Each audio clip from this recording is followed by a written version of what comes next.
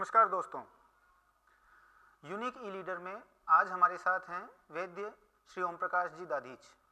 पर्वत सर की एक जानी मानी शख्सियत, हमेशा चर्चा में रहते हैं, सैद्धांतिक व्यक्ति हैं और ढेर सारा जीवन का अनुभव इनके साथ में है। कोशिश करेंगे कि इस इंटरव्यू के माध्यम से इनका अनुभव यंग जनरेशन तक भी पहुंचे। सर नमस्कार। नमस्कार सर, बातचीत की शुरुआत सदा हम एक ही तरीके से करते हैं। आप बताएं सर अपने पारिवारिक और शैक्षणिक पृष्ठभूमि के बारे में। मैंने हाई सेकेंडरी पास की थी। सबसे बड़ी पहले हाई सेकेंडरी होती थी, फिर फर्स्ट ईयर। आपके वक्त में हायर सेकेंडरी बड़ी चीज़ होती थी और फर्स्ट ईयर उसके बाद में मैं साइंस बायोलॉजी का स्टूडेंट था। अच्छा। पीएमटी में सिलेक्शन नहीं होने से मैं आयुर्वेद में चला गया।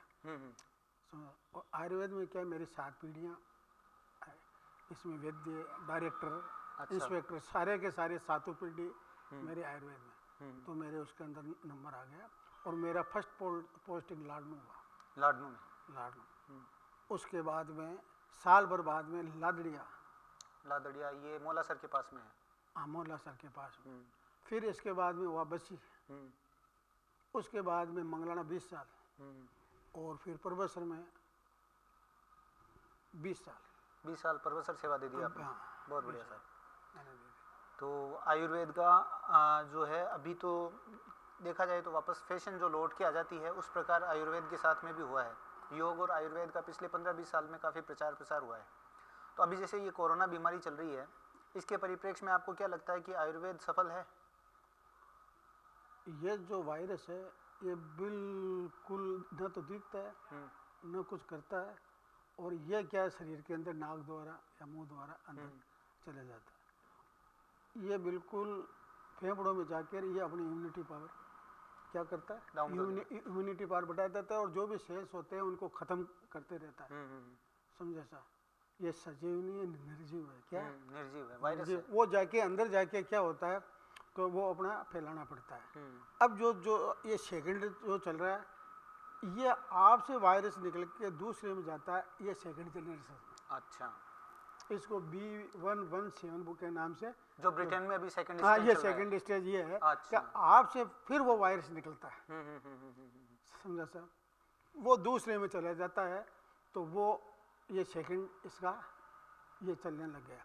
तो सर आयुर्वेद में क्या, आयुर्वेद पद्धति में इसमें इसका कोई इलाज है? बिल्कुल है, इसका इलाज है कि आप इम्यूनिटी पावर बढ़ो। गिलोय, हल्दी, समझे साहब, ये इसके अंदर आप दो तो इसे इम्यूनिटी पावर बढ़ेगी तो आप हो जाए। उसको मार तो सकता नहीं है। आज इसको लकड़ी को क्या मारोगे आप? सही बात है। तो वो तो निर्जीव है, तो निर्जीव चीज बचती नहीं। तो अपने यदि इम्यूनिटी पावर बढ़ाते हैं अपना, आज आप मोटे तगड़े हो तो कोई पतला आदमी आप कोई हमला थोड़ी करे, हर एक कोई हमला, और आप खुद ही पतले हो तो लोग हर कोई हमला करते हैं। बिल्कुल। तो अपनी इम्यूनिटी पावर को तेज करो। उसके अंदर आयुर्वेद के अंदर सबसे अच्छा है नीम गिलोय। और नीम गिलोय और हल्दी यदि आप लोगे तो मेरी समझ में है कि ये काफी आदमी के कारगर मतलब साबित होती है। तो इसी कारण से आप इसको जो थर्ड से दूसरे से फिर वो तीसरे में जाता है, तो ये सेकंड इसको कहते हैं। तो आपके कहने का तात्पर्य ये है कि हम अपनी इम्यूनिटी को बूस्ट करने पे ध्यान दें, वायरस अपना कुछ बिगाड़ेगा नहीं, और आयुर्वेद में इसका साधन मौजूद है। बिल्कुल साहब। अच्छा, एक सर ये बताएं, आपके पास में बहुत विशद अनुभव है पर्वत सर का भी, जीवन का भी। पर्वत सर में आप क्या परिवर्तन देखते हैं? आपका जो पीक समय था जीवन का उस वक्त में और अभी जो आप देख रहे हैं? देखो, मैं पर्वत सर में खाली 20 साल ही रहा हूँ, बाकी मैं बाहर। अच्छा, सेवा आपकी? मेरा सेवा बाहर तो भी, और मेरा जन्म स्थल है वो है बिगोत। अच्छा। मेवाड़ के अंदर। समझा सर? उसके वहाँ में मेरा जन्म हुआ है। और उसके बाद में मैं मैट्रिक में 3 साल फेल हुआ था। अच्छा। तो मैंने राजस्थान की कोई स्कूल नहीं छोड़ी। जैसे गुलाबपुरा के अंदर है गांधी विद्या मंदिर, सबसे जहाँ अंग्रेज पढ़ाते थे। उदयपुर के अंदर विद्या मंदिर है, चौपासड़ी में है। तो मैंने उदयपुर में जाके वो मैट्रिक 2 बार में जब फेल हुआ ना, तो उदयपुर के अंदर मैंने विद्या मंदिर, जहाँ फीस भी काफ़ी तेज थी, उस समय की बात बता रहा हूँ। तो मैंने मेरी ज़िंदगी के अंदर 10 स्कूलों में पढ़ा हूँ, नावा पढ़ा हूँ, मकराना पढ़ा हूँ, खुणखड़ा पढ़ा हूँ। क्यों, मेरे पिताजी के ट्रांसफ़र होते रहते थे।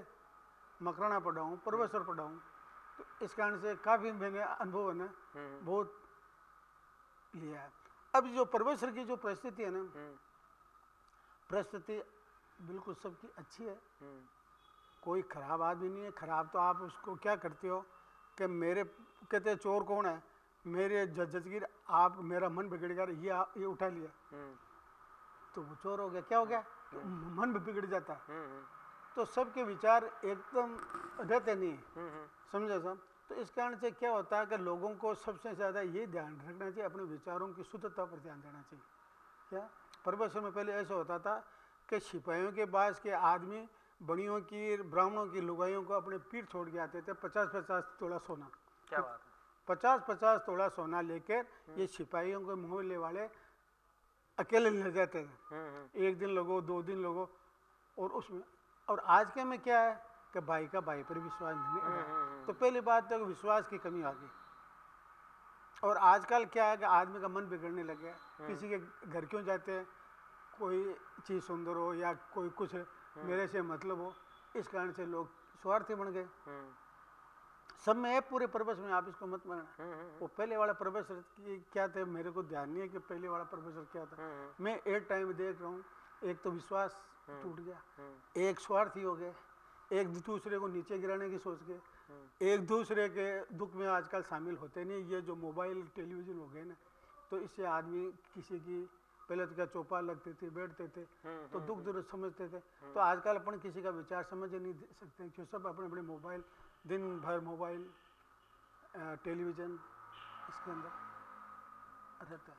सर अपने समाज का भी और जो देखते हैं हम कि भामाशाह के रूप में भी काफ़ी काम परमेश्वर में किया है, ये अनुभव आपका कैसा रहा? मेरा परमेश्वर के अंदर, मैं वैसे ठेठ से ही मेरे मरीजों से आज तक मैंने कोई फीस नहीं ली। आज तक मैंने दवाई भी मेरे पास होती दे देते थे और बाकी का लिख देता था, और फिर भी किसी के पास पैसा नहीं होता तो मैं दे देता। कमल मेडिकल को, भारत मेडिकल को मेरा कहा था को कोई मेरे नाम से आ जाए एक्सीडेंट से और से, तो आप दवाई दे दिया करो और पैसे ले लिया करो संसद मेरे से, जब मैं नौकरी करता था। उसके बाद में मैंने सोचा यार बड़े बड़े बादशाह करोड़पति, अपने करोड़पति तो है नहीं ना, अरबपति है, तो कोई धर्मशाला बना रहा है, कोई कुछ बना रहा, कुछ बना। मैं क्यों अपने ऐसा छोटा काम करो जिससे कुछ सुधार है। कि छोटे छोटे मंदिर हैं, उनकी दशा बड़ी खराब हो रही थी। बिल्कुल। तो मैंने देखा अपन जीर्णोद्धार कराएं। क्या था मेरा मंदिर, हाँ मकान बना दिया। अरे तो भाई पहले के जो है उनको तो जीर्णोद्धार करो। तो मेरे माथे में आई, तो मैंने करीब 13 मंदिरों को जीर्णोद्धार किया, और एक मंदिर में 1 लाख भी लगा के, 80,000 लगा, कभी 2 लाख रुपए लगा। ये मैंने पूरे परमेश्वर के अंदर कहा। और चारों तरफ पानी की व्यवस्था करा दी। क्या टंकियाँ लगा दी, मोटरें लगा दी, और लगा दी। आप मानपुरा रोड में चले जाओ, यहाँ चले जाओ, बोराउड चले जाओ, तो ये मैंने पूरा करा दिया। फिर मैंने देखा यार ये तो अपन ने काम करा दिया, अब क्या करें। मैं क्या पेड़ लगाएं, तो कम से कम मैंने 100 पौधे लगाए। कल ही मेरे को एक सूरज सोनी आया था कि यार बाबूजी साहब आपके सब पेड़ लगे, शीतला माता क्या, और आप पानी पिला रहे हो। मैं क्यों लोगों की तरह नहीं, ये पेड़ लगा दिए, फोटो खिंचवा ले, नहीं करती। क्या पीपल इतना बड़ा हो गया, वो इतना, तो शीतला माता कम से कम 35 पौधे यहाँ लगाए। हाँ बगीचे के अंदर, और बगीचे के अंदर सफाई करा गया। अभी धूप लगाई, आप देखोगे तो विल वंडर।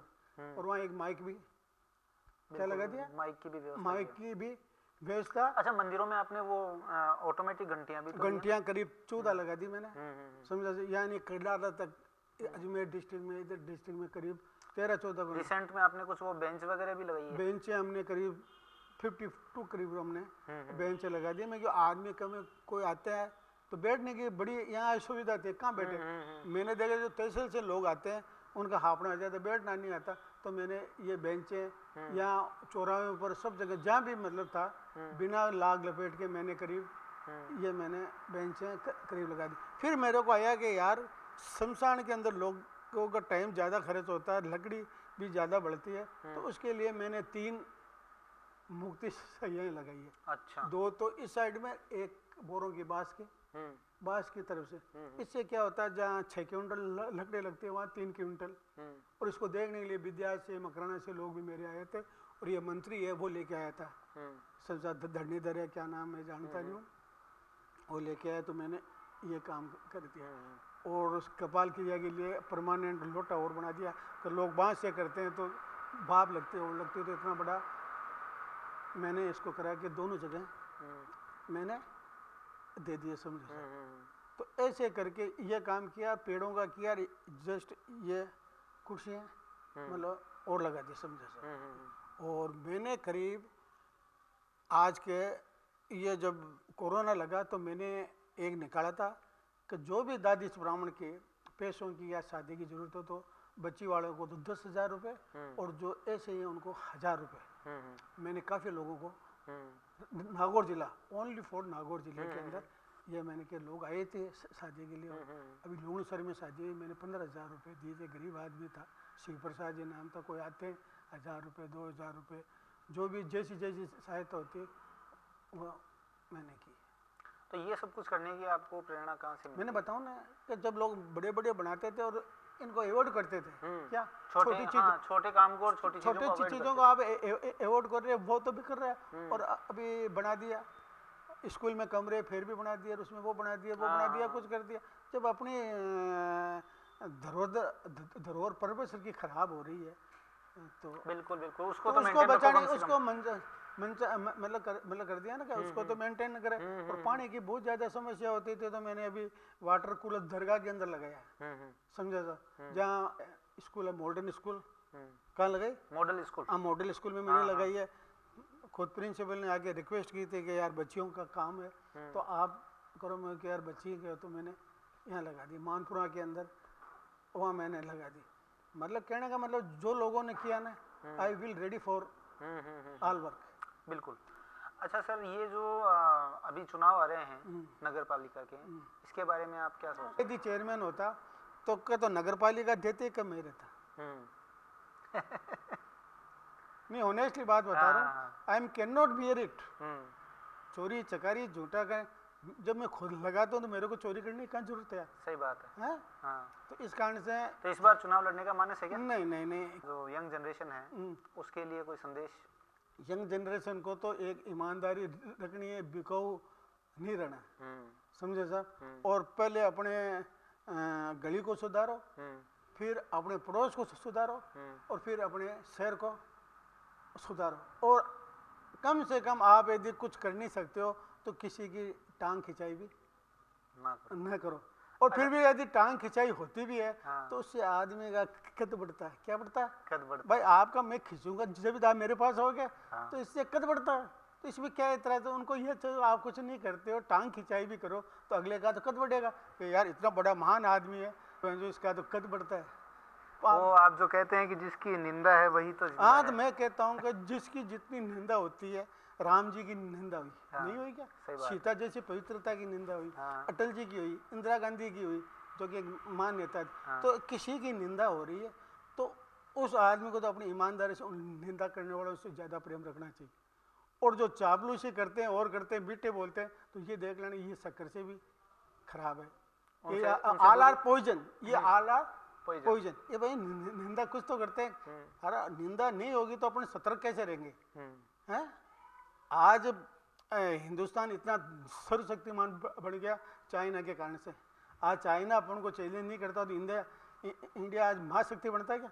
इसको चाइना ने बना दिया। यदि आपकी निंदा हो रही है तो आप एक महाशक्ति बनने के लिए अग्रसर हो। बिल्कुल साहब, होनी चाहिए निंदा आपकी। बहुत बढ़िया साहब, बहुत बढ़िया।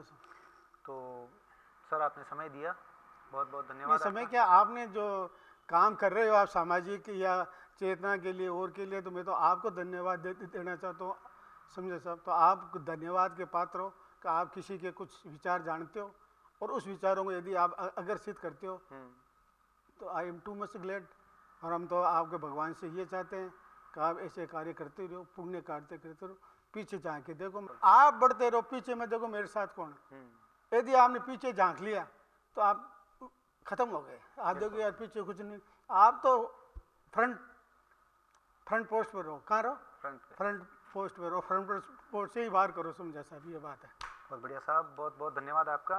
तो जैसा मित्रों आपने देखा, श्री ओम जी दादी जो हैं वो हमेशा मोटिवेटेड रहते हैं, मोटिवेट करते हैं, सिद्धांतिक व्यक्ति हैं, सिद्धांत पे चलने वाले व्यक्ति हैं। आशा है इनके अनुभव से आपको ज़रूर कुछ फ़ायदा होगा। आज के लिए इतना ही, धन्यवाद।